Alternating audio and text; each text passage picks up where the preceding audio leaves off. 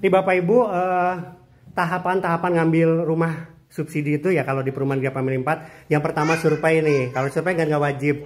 Tapi saya sarankan paling nggak survei ke minimal 5 perumahan. Nah Mas Jaidin ini dulu 12 perumahan nih. 12 perumahan. Terus dia nyantolnya di sini. Nah Bapak Ibu ketika udah milih di sini pun jangan puas langsung ngambil di sini. Saya sarankan nanya ke 5 warga yang sudah akad di sini. Nanya, yang udah akad kan banyak nih, ada 2000 nanya ke blok C, blok D, blok E, F tuh nanya satu-satu di random. Pak, udah berapa lama akad di sini? 5 tahun mamanya, kalau Mas Jadian kan hampir 5 tahun ya Mas ya. Itu udah kebanjiran gak rumahnya? Jangan-jangan kemarin tanggal 5 sepelapon lagi kayak yang di TikTok ini. Tapi yang alhamdulillah di sini kemarin gak banjir ya Mas Jadian. Beliau di blok G6 ya? G6 kemarin, G7. Oh G7 itu gak banjir tuh. Terus Mas Jaidin udah berapa lama akadnya? Udah di atas 1 tahun. Gimana sertifikatnya, udah SHM belum? Ditanyain juga nggak apa-apa. Bisa dilihat aplikasi itu. Ada layak tanahku. Nah, jadi andai kata nggak diambil di fotokopiannya di di bank, di aplikasi Sentuh Tanahku juga ada. Dan di sini udah terbukti sudah SHM kuning. 1 tahun dari akad. Sebenarnya di prosesnya sih paling 8 bulanan 6 bulanan ya. Cuma kita infoin 1 tahun deh biar amannya itu. Nah itu. Nah Bapak Ibu ketika sudah survei udah oke nih, dari akad juga saya sebagai muslim bisa syariah, bangunan juga oke, udah double dinding, udah oke. Dari bangunan, dari lingkungan juga alhamdulillah di sini ya lingkungannya Islami. Tuh. Terus kalau udah oke semua baru tuh Bapak Ibu melengkapi berkas. Nah, tahap yang kedua itu melengkapi berkas sampai lengkap semua, dan itu nggak usah bayar apapun. Berkas nanti WA ke saya Pak, contoh berkasnya apa aja nanti bisa WA ke saya.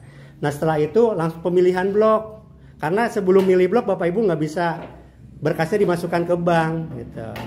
Nah terus setelah itu baru wawancara. Biasanya wawancara itu sekarang, kalau dulu Mas Jaidin di telepon ya, kalau sekarang nggak Mas, cuma disuruh ngisi WA aja, nama, terus kerja di mana, jumlah karyawannya berapa, udah. Kalau kata sekarang itu yang akad besok di tanggal 23 rata-rata nggak ada yang ditelepon, langsung suruh akad aja gitu. Ada juga seperti itu. Kecuali kalau yang gajinya cash, itu biasanya disurvei ke tempat kerja. Ya, tuh. Itu setelah itu kalau udah di ACC baru tuh Bapak Ibu akad.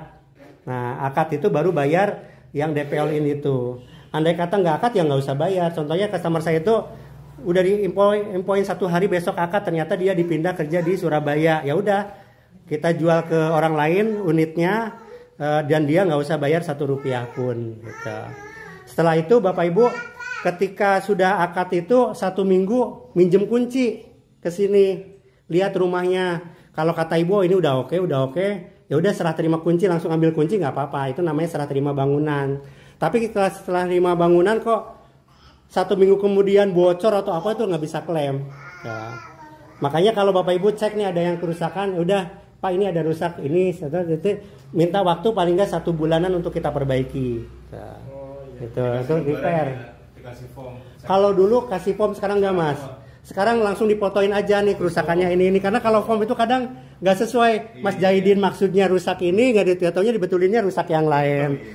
Nah kalau setelah terima bangunan Bapak Ibu, cicilan pertama itu nggak sesuai serah terima kunci nggak, tapi sesuai tanggal akad. Umpamanya Mas Jaidin dulu akadnya tanggal 20 Mei umpamanya, cicilan pertama itu 20 Juni, jadi 1 bulan setelah akad. Yaitu sih proses-prosesnya seperti itu.